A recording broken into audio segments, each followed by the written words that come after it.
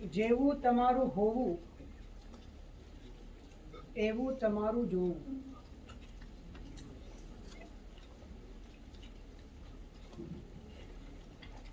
તમે જળ,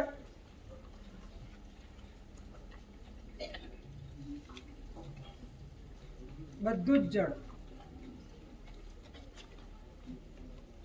તમે આકાર,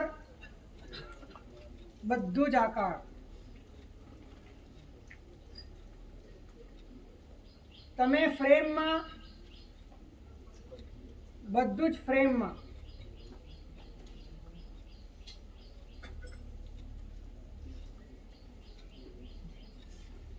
જેવું તમારું હોવું એવું તમારું જોવું.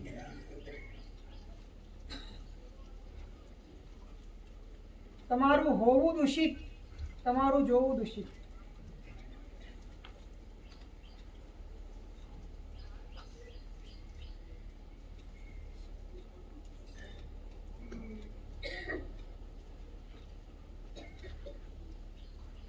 જ્યારે તમારું હોવું બદલાય છે, વાસ્તવિક હોવું જ્યારે સમજાય છે, ત્યારે સર્વત્ર એના જ તમને દર્શન થાય છે. સચ્ચિદાનંદ પૂર્ણેન પૂર્ણમ જગત અવેક્ષ્યતે. જે સત, ચિત અને આનંદથી પરિપૂર્ણ છે એને જગત પણ પરિપૂર્ણ દેખાય છે. જેવા તમે એવું તમારું દર્શન.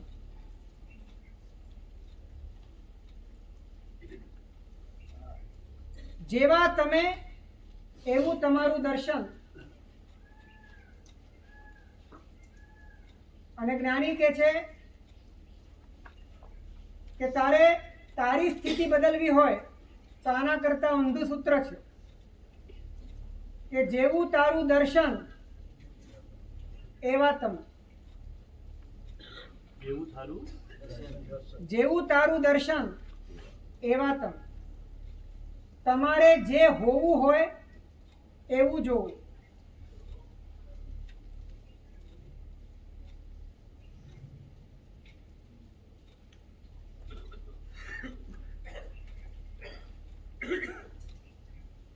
હોવું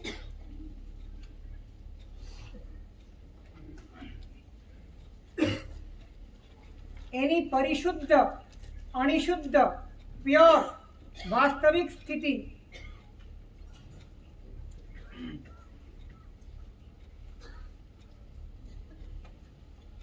એ સમજમાં આવે, રુચિમાં પ્રવેશે, શ્રદ્ધામાં સ્થિર થાય.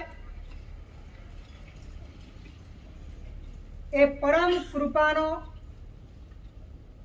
આસ્વાદ છે.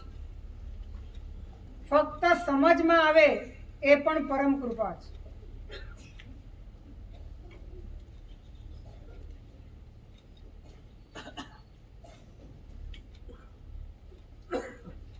કારણ કે ભીતરમાં એનો અણસાર આવે, ભીતરમાં એના પ્રત્યેનો ઢળાવ આવે. એ રીતે સંક્રમિત થવા માટેનો અંતરમાં નાદ જાગે, પછી વાસ્તવિક યોગ પથનો પ્રારંભ થાય છે. પછી વાસ્તવિક સાધના માર્ગની શરૂઆત થાય છે.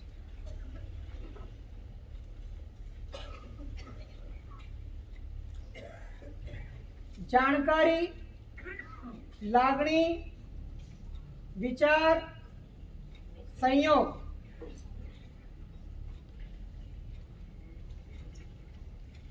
આ બધું જ સીમિત છે. આ તમામ સીમિત એક અસીમના આકાશમાં રિફ્લેક્ટ થયા કરે છે.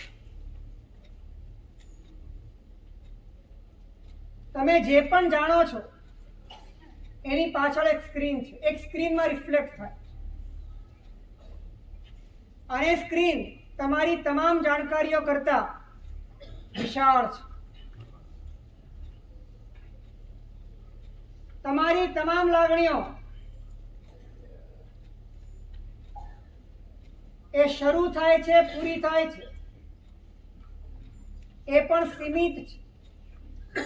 તમારા તમામ વિચારો એ ખંડ ખંડ, ટુકડા ટુકડામાં ચાલે છે. આ બધો જ સાકારનો ખડકલો, આ તમામ ખંડ ખંડનો ભંગાર, આ તમામ સીમિતનો સંગ્રહ જે મુક્ત આકાશમાં વિદ્યમાન છે, જ્ઞાની કહે છે એ તારું સ્વરૂપ છે.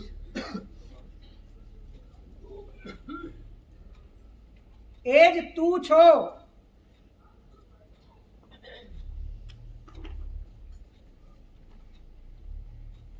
અને તે છતાં વિકૃતિના કારણે આ અસીમ પોતાની અસીમતાને, આ અખંડ પોતાની અખંડતાને, આ નિરાકાર પોતાની શુદ્ધતાને ન અનુભવતા એ કોઈ સીમિતને પકડે છે. ત્યારે સીમિત માટે કોન્સન્ટ્રેટ થયેલી ચેતના પણ કેવી થઈ જાય છે? ખંડને પકડવા દોડનારી ચેતના એ પણ કેવી થઈ જાય છે? ખંડિત.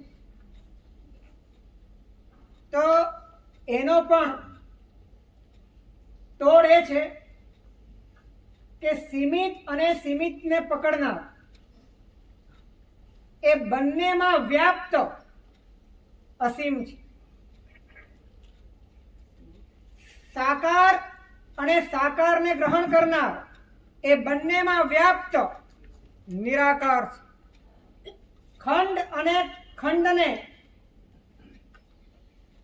વળગનાર એવી જે મનની સ્થિતિ છે એ તમામની અંદર વ્યાપ્ત નિરાકાર છે, અખંડ છે. તમે જ્યાં છો ત્યાં જ તમને ઉપલબ્ધ થાય એ રીતે પરમાત્મા સદૈવ હાજર છે.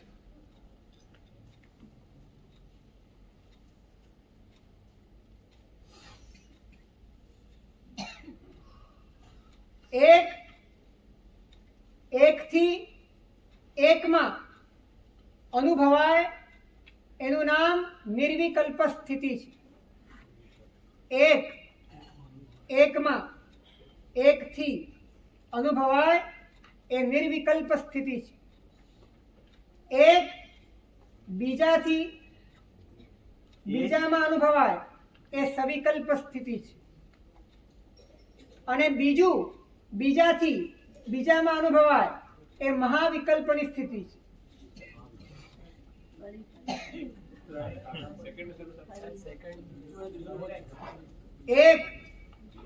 એકથી એકમાં જ અનુભવાય એ નિર્વિકલ્પ સ્થિતિ છે.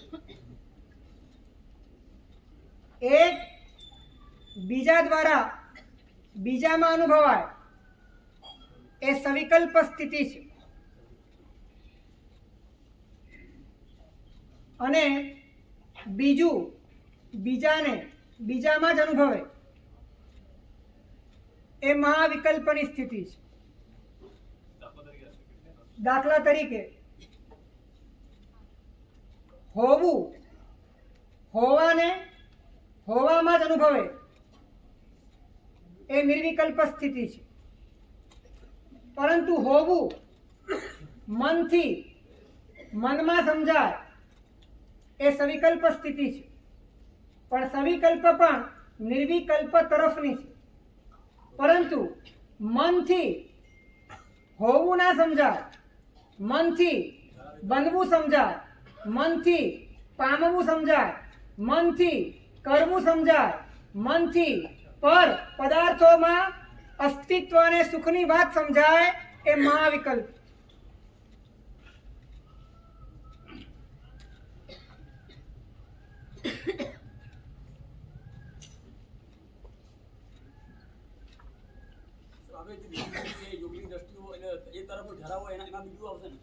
ઢળાવ એટલે કે માર્ગ એ બીજો છે. મંજિલની સ્પર્શના, આંશિક સ્પર્શનાથી લઈને પરિપૂર્ણ સ્પર્શના એ ત્રીજું છે. એ આંશિક સ્પર્શના માટેનો માર્ગ એ બીજો છે અને એ માર્ગથી ઉન્માર્ગ એ ત્રીજો છે. હે? મંજિલ, માર્ગ અને ઉન્માર્ગ.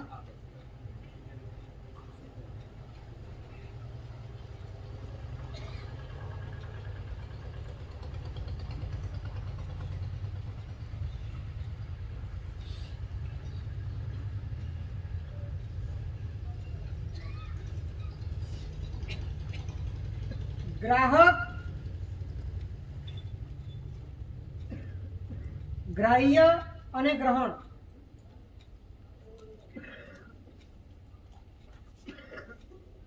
તમે જ્યારે કોઈ પણ વિષયને અનુભવો છો ત્યારે તમે મનથી એનું ગ્રહણ કરો છો. અને મનથી ગ્રહણ ક્યાં કરો છો? મનથી જે પણ ગ્રહણ કરો છો, દાખલા તરીકે હું શરીર, તો તમે ચેતનાથી શરીરનું ગ્રહણ કર્યું. એ ગ્રહણ શરીરમાં કરો છો કે ચેતનામાં જ કરો છો? ક્યાં કરો છો?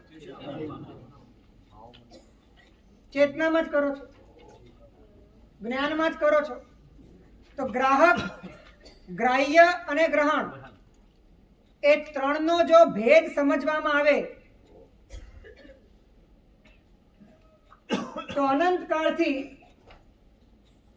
જે ચેતના સીમિતમાં બંધાઈ રહી છે, બંધનમાં ખોડાઈ ગઈ છે, બંધનમાં જોડાઈ ગઈ છે, એની દ્રષ્ટિ ત્યાં પુરાઈ ગઈ છે. એ પુરાયેલી દ્રષ્ટિને મુક્ત થવાનો અવસરમાં તમે વિચારો કે તમે શરીરને ગ્રહણ કરીને બેઠા છો તમારા અનુભવમાં. એ અનુભવમાં શરીર ક્યાં છે? તમે જો શાંતિથી વિચારશો તો તમને શરીર મળશે જ નહીં. તમે જે અનુભવમાં શરીર લઈને બેઠા છો એ અનુભવમાં શરીર ક્યાં છે? હે? માત્ર કલ્પના છે, માત્ર વિકલ્પ છે. ત્યાં ગ્રાહક, ત્યાં ગ્રાહ્ય હાજર નથી. ત્યાં ગ્રાહ્ય જ હાજર નથી તો ગ્રાહક કોનો બનશે? અને ગ્રાહક નથી તો ગ્રહણ કોનું કરશે? આમ એક જ ક્ષણમાં આખો પરપોટો ફૂટી જાય.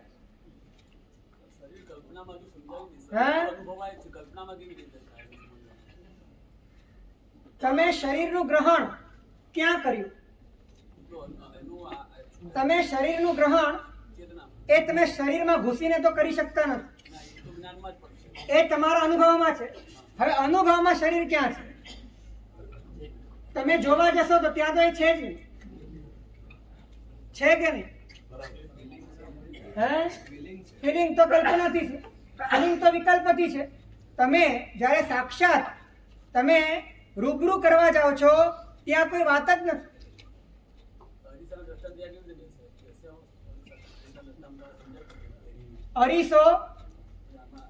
અરીસો પોતાનામાં પ્રતિબિંબિત કેરીને પકડવા ગયો. અરીસો પોતાનામાં પ્રતિબિંબિત કેરીને પકડવા ગયો. હવે પકડવા જાય તો ત્યાં કેરી ક્યાં છે? એને તો માત્ર કલ્પના કરી છે, વિકલ્પ કર્યો. સમજાય છે વાત?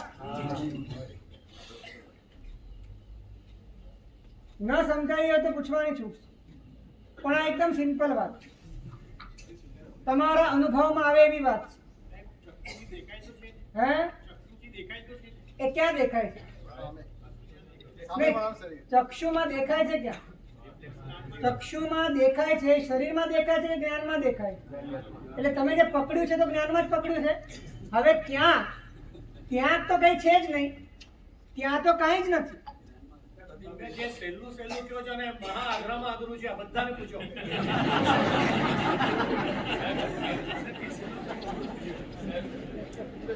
સહેલું છે તો અઘરું બીજું શું હોય?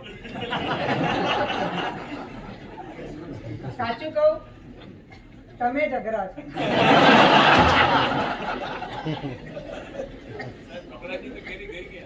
હે પકડાઈ નહીં. એક વાત યાદ રાખો, જ્યારે દૂરથી એટલે કે કેરી દેખાય છે અને દૂરથી પકડે ને તો જ આ ભ્રમ રહે, પણ જો નજીક જાય તો ત્યાં કેરી છે જ નહીં, ત્યાં અરીસો જ છે. સમજાયું કે નહીં વાત?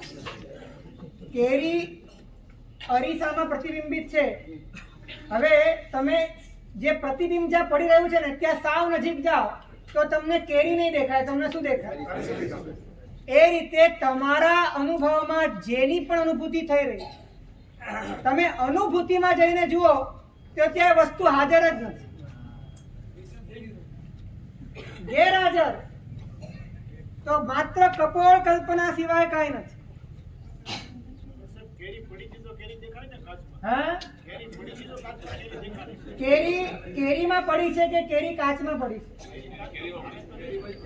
કેરીનું માત્ર પ્રતિબિંબ છે, બાકી કેરી તો ટેબલ ઉપર પડી છે, કેરી તો કેરીમાં પડી છે. અને કાચમાં જો કેરી લેવા જાય તો ત્યાં કાચમાં કશું જ મળતું નથી. હે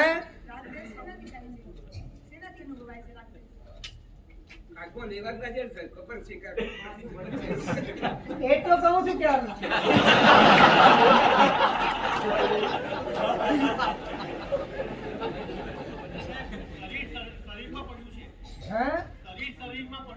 શરીરમાં પડ્યું છે. માત્ર શરીરનું પ્રતિબિંબ એ તમારા જ્ઞાનમાં છે અને તમે કલ્પના કરીને ત્યાં અનુભવો છો. બાકી તમે ગ્રાઉન્ડ ઉપર આવો, અનુભૂતિના ગ્રાઉન્ડ ઉપર આવો, ત્યાં તો કોઈ વાત જ નથી, કોઈ વસ્તુ જ નથી.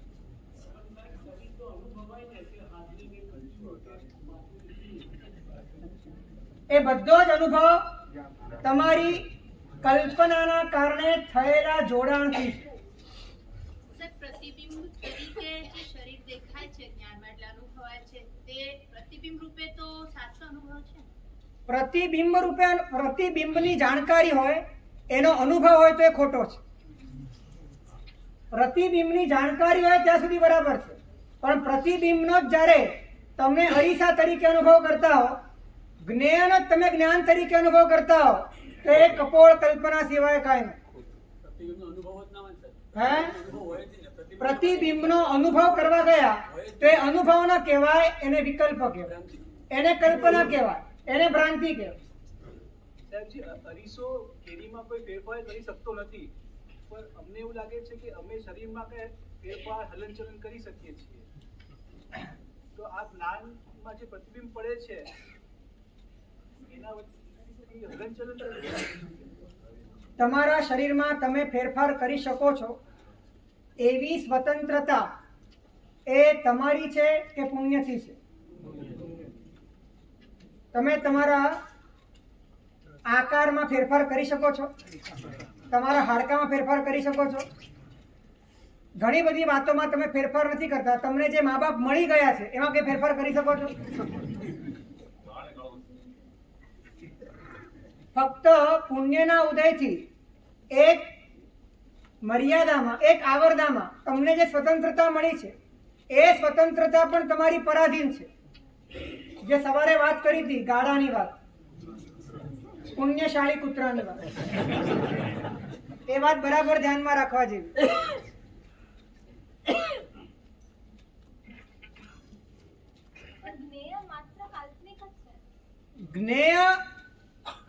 જ્ઞેયમાં છે તો કાલ્પનિક નથી.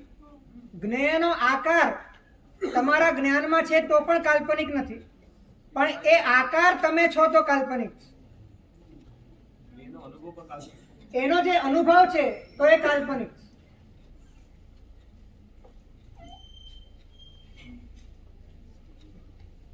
તો ગ્રાહ્ય જ્યારે હાજર નથી તો ગ્રાહક ઉપર જ પ્રશ્ન આવીને ઉભો રહે છે કે ગ્રહણ કોનું કરતો હતો અત્યારથી, અને શા માટે ગ્રહણ કરતો?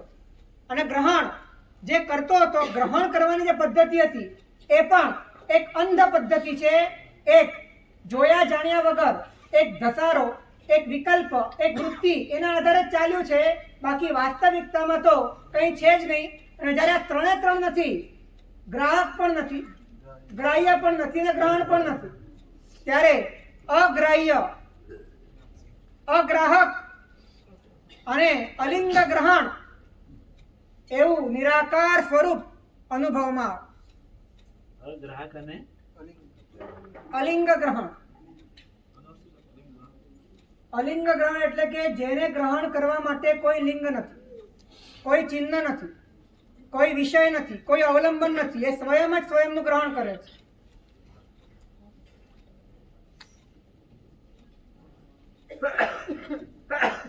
તો વાતને સિરિયસ કેમ નથી લેતા અમે? આ વાતને સિરિયસ લેતા નથી અમે.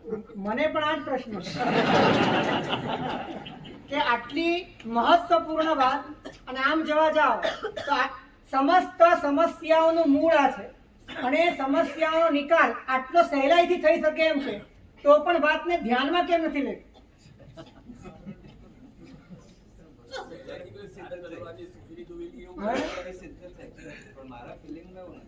તમારી ફિલિંગમાં એવું નથી. એનું કારણ તમે અંતર્મુખ થઈ જે રીતે ભાવ ભાષણ કરવું જોઈએ, જે રીતે વાતને સમજવી જોઈએ કે ખરેખર મારા અનુભવ, હું જેને અનુભવું છું એ મારા અનુભવમાં ક્યાં છે. તમે જે પણ વસ્તુને અનુભવતા હશો, તમે સેજ ઊંડા ઉતરશો, તમને મળશે જ નહીં, ગાયબ. અનુભૂતિ એ શું કહેવાય? હે? અનુભૂતિ એ હું જેનો અનુભવ એ હું નહીં, પણ અનુભૂતિ જેની અનુભૂતિ એટલે કે વિષયને લઈને અનુભૂતિ કરતા હો ત્યારે અનુભૂતિ પણ મિથ્યા છે. પણ અનુભૂતિનું જે મૂળ ફોર્મ છે એ મારું સ્વરૂપ છે. અનુભૂતિનું જે, જેમ કે અનુભૂતિનું મૂળ ફોર્મ એ તો જ્ઞાન સ્વરૂપ છે, એ તો અસ્તિત્વ છે, એ જે એક્સપિરિયન્સ છે એ તો મારું મૂળ સ્વરૂપ છે. પણ એ જ્યારે કોઈ પર સાથે જોડાઈ ગયું, કોઈ જ્ઞેયાકાર સાથે જોડાઈ ગયું, અરીસાની કેરી સાથે જોડાઈ ગયું, ત્યારે એ અનુભૂતિ પણ કેવી થઈ ગઈ? વિકલ્પ થઈ. આપણે કીધું કદાચ અંદર ઉતરીએ કઈ જ નથી, એ ભયના કારણે જ અમે અંદર નહીં ઉતરતા હોઈએ. ડર લાગે છે કે ક્યાંક અંદર ઉતરી ગયા, અને જો આપણી આધારશિલાઓ ખસી ગઈ તો પછી જીવશું શેના આધારે? એકવાર અંદર ઉતરો, ડર્યા વગર અંદર ઉતરો, ડર લાગતો હોય તો પણ અંદર ઉતરો. અંદર નિર્ભયતાનું સામ્રાજ્ય છે. અનુભવમાં શરીર સંવેદનારૂપ તો ગણાય છે. હે? અનુભવમાં શરીર સંવેદનાઓ ગણાય છે. શરીર નથી ગણાતું. શરીરની સંવેદના શરીરમાં થાય છે કે અનુભવમાં થાય છે? અનુભવમાં થાય છે. એ અનુભવમાં શરીર છે તે ક્યાં છે? એ અનુભવમાં આનંદ કરતો નથી. હે? અનુભૂતિમાંથી કેરી કાઢી દીધી અને અનુભૂતિ રહી, પણ અનુભૂતિ ખાલી જેવી છે, આનંદ જોઈએ છે. આનંદ ક્યાં? જ્યારે તમે કેરીનો પીછો છોડી દેશો તો અરીસો પોતે જ આનંદ છે. આનંદ માટે કેરીની કોઈ જરૂર નથી, આનંદ માટે કશાની જરૂર નથી. પોતે જ સ્વયં આનંદ ઘન છે. દુઃખ કેરીના કારણે જ ઊભું થયું. હા, દુઃખ કેરીના કારણે જ ઊભું થયું છે. જલ્દી આદરા બેસાડો.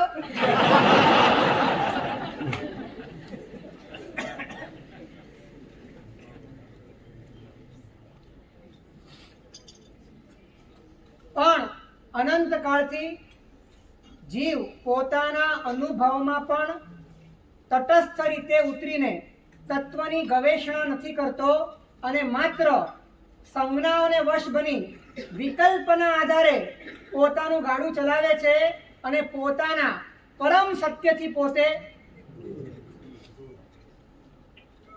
આ વિષયને પછીથી કાલેથી આગળ વધારશું, કારણ કે આ વિષય ગહન છે અને એને માટે થોડોક સમય જોઈશે. પરંતુ આજે જે પ્રયોગો બતાડ્યા છે તે, અને સાથે સાથે આ વાતને ગહેરાઈથી સમજવાનો પ્રયત્ન કરજો કે તમે જેને અનુભવો છો એ તમારા અનુભવમાં તો ગેરહાજર છે, તો એ ગ્રાહ્ય જ નથી, તો પછી ગ્રાહકને રહેવાનું કામ શું છે? અને જો ગ્રાહ્ય નથી, ગ્રાહક પણ નથી, ગ્રહણ પણ નથી, તો શું છે? તે શું છે એને સમજવા માટે કોઈ પણ જાતના ગ્રહણની ચળવળમાં ન પડતા જે અંદરમાં મૌન પથરાય છે, એ મૌનમાં પરમાત્મા ખુલે છે, અને ખુલેલા પરમાત્મા જ આપણું સ્વરૂપ હોય છે. એ સ્વરૂપને સમર્પિત થઈએ. એ જબરદસ્ત.